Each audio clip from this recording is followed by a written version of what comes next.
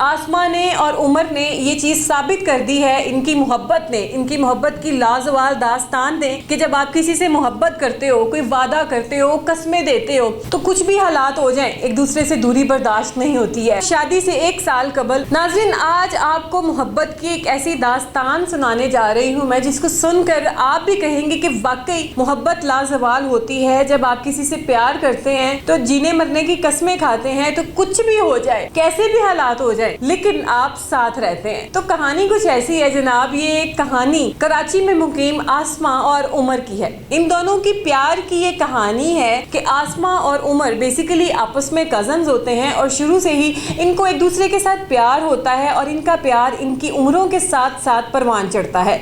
जैसे ये बड़े होते हैं, इनके बड़े भी इनका साथ देते हैं और इनकी जो डेट है वो फिक्स हो जाती है, इनकी मंगनी शंगनी हो जाती है, इनकी शादी की बातें चलने लग जाती हैं और ये इनके बड़े ये कहते हैं कि हाँ अब इनकी शादी कर देते हैं। तो जनाब, शादी से 1 साल कबल उमर की जो है तबीयत ख़राब होती है और उसको हॉस्पिटल लेकर जाना पड़ जाता है। वहाँ जब जाते हैं, टेस्ट वगैरह होते हैं, तो डॉक्टर्स ये कहते हैं कि उमर के जो किडनीस हैं वो 20% ख़राब हो चुके हैं और 80% जो है वो काम कर रहे हैं।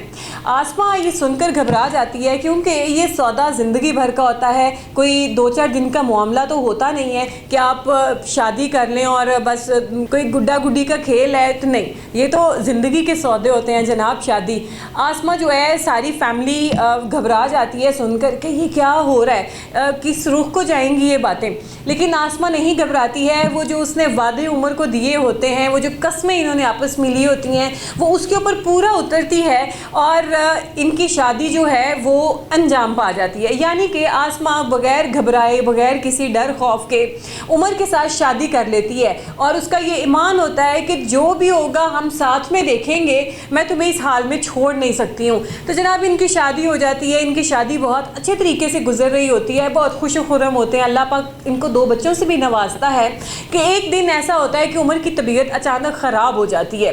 उमर की तबीयत नासाज होने की वजह से उसको हॉस्पिटल लेके जाया जाता है, उसके टेस्ट वगैरह होते हैं और जब इसकी रिपोर्ट्स वगैरह आती हैं, डॉक्टर डायग्नोज ये करते हैं कि उमर के जो किडनीस हैं वो बुरी तरीके से डैमेज हो रहे हैं और आलमोस्ट इसके जो किडनीस हैं वो डैमेज हो चुके हैं।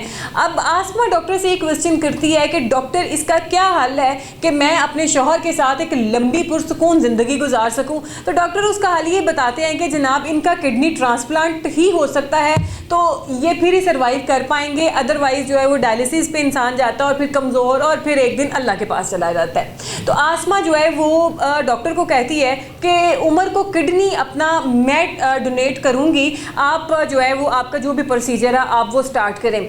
अब यहाँ पर उमर की भी लक बहुत, मैं समझती हूँ, मैटर करती है और आसमा की अपनी लक भी, कि उनके जो टिश्यूज़ होते हैं, क्योंकि जब आपने कोई ऑर्गन किसी को डोनेट करना होता है तो बहुत माइनर टिश्यूज़, सेल्स होते हैं, उनको आप जब तक वो आपकी बॉडी के साथ मैच नहीं करेंगे आप कोई ऑर्गन डोनेट नहीं कर सकते हैं। चूँकि ये कज़न्स थे, इस वजह से इनकी चीज़ें आलमोस्ट सेम थी, तो जनाब वो इनकी चीज़ें मैच कर जाती हैं। जबकि उमर वो अपनी बीवी को कहता है कि आसमा, तुम ये क्या कर रही हो, मैं तो रिस्क के ऊपर हूँ ही हूँ, तुम क्यों अपनी ज़िंदगी ख़तरे में डाल रही हो, बच्चे हैं हमारे, तुम उनके सहारे अपनी ज़िंदगी गुजार लेना, मत करो ऐसे। लेकिन वो एक बात नहीं सुनती है। तो जनाब, ऑपरेशन का टाइम आ जाता है। सबसे पहले आसमा जो है वो ऑपरेशन थिएटर में जाती है और आसमा का किडनी वो लोग निकालते हैं। फिर जब उसका ऑपरेशन हो रहा होता है, उमर उसकी ज़िंदगी की दुआएं कर रहा होता है, उसकी जो है जल्द सेहत याबी की दुआएं कर रहा होता है। और जब उसका ऑपरेशन हो जाता है तो फिर उमर का भी ऑपरेशन बीच में ही स्टार्ट वो कर देते हैं। और उधर जब आसमा को होश आता है तो वो भी अपने शौहर की लंबी ज़िंदगी और तंदुरुस्ती की दुआएं करना शुरू कर देती है। जनाब, इनका ऑपरेशन जो है वो कामयाब होता है और किडनी ट्रांसप्लांट सक्सेसफुल होता है और आज भी आसमा और उमर अपनी अच्छी खासी ज़िंदगी खुशो-खुर्रम गुजार रहे हैं। अल्लाह पाक ने उनको औलाद जैसी नेमत भी दी हुई है। मियाँ बीवी एक दूसरे के साथ बहुत ज़्यादा खुश हैं। नाजरीन, अल्लाह ताला हर जोड़े के दिल में ऐसी ही मोहब्बत पैदा करे, क्योंकि मियाँ बीवी एक ऐसा रिश्ता है जिसका सवाल सबसे पहले अल्लाह ताला ने करना है। बेशक अल्लाह ताला ने बहुत अहम रिश्ते और भी बनाए हैं, लेकिन सबसे पहले अल्लाह के हुजूर जिस रिश्ते का सवाल जवाब होना है वो मियाँ बीवी का होना है। तो जनाब सोचें कि ये इतना इम्पॉर्टेंट, इतना ख़ास रिश्ता है। और इस रिश्ते की एक ख़ास बात ये भी है कि अल्लाह ताला ने जब ये कायनात तख्लीक की थी तब भी सबसे पहला रिश्ता मियाँ बीवी का बनाया था। तो आप सोचें कि ये कितना स्ट्रॉन्ग रिश्ता है। आसमा ने और उमर ने ये चीज़ साबित कर दी है, इनकी मोहब्बत ने, इनकी मोहब्बत की लाजवाल दास्तान ने,